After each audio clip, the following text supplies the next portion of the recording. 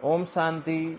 आज हम कहानी सुनेंगे शेर आया शेर आया, जिसका बाबा मुरली में वर्णन करते हैं।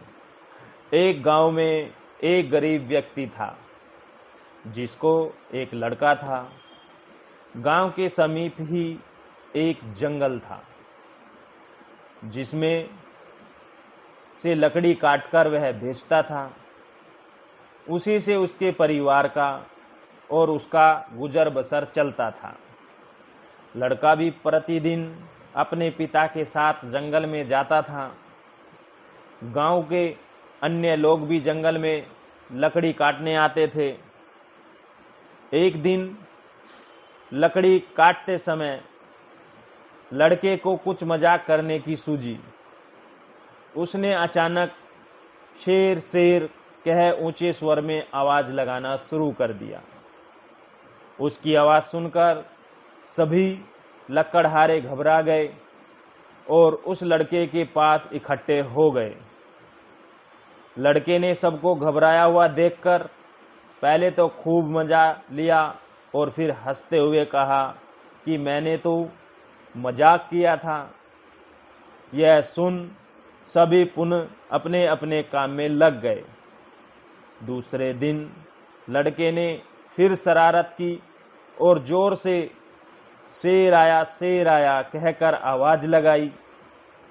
सभी फिर से उसके पास दौड़कर आए।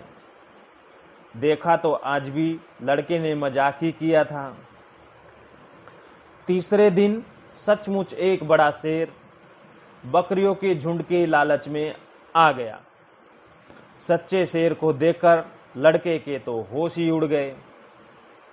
भयभीत होकर वह जोर जोर से चिल्लाने लगा, शेर शेर शेर। इस बार किसी ने भी उसकी पुकार पर विश्वास नहीं किया।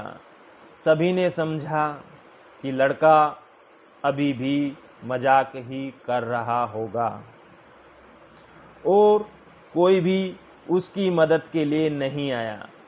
जब उन्हें पता चला कि आज सचमुच शेर आया है तो वे सभी दौड़कर लड़के के पास पहुंचे, परंतु तब तक तो देर हो चुकी थी। लड़का बुरी तरह से घायल हो चुका था। कहानी का आध्यात्मिक भाव यह है, इस कहानी में यह शिक्षा दी गई है कि झूठ बोलना कितना खतरनाक हो सकता है। लेकिन बाबा इस कहानी का मिसाल देकर एक चेतावनी प्रस्तुत करते हैं।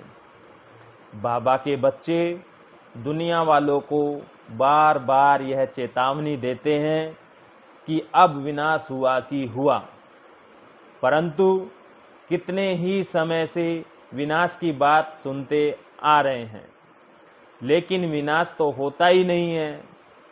यह समझकर दुनिया वाले गाफिल हो और अलबेले हो जाते हैं, और जब सचमुच विनाश होगा तब ज्ञान योग की शक्ति के अभाव से पश्चाताप के आंसू बहाने पड़ेंगे।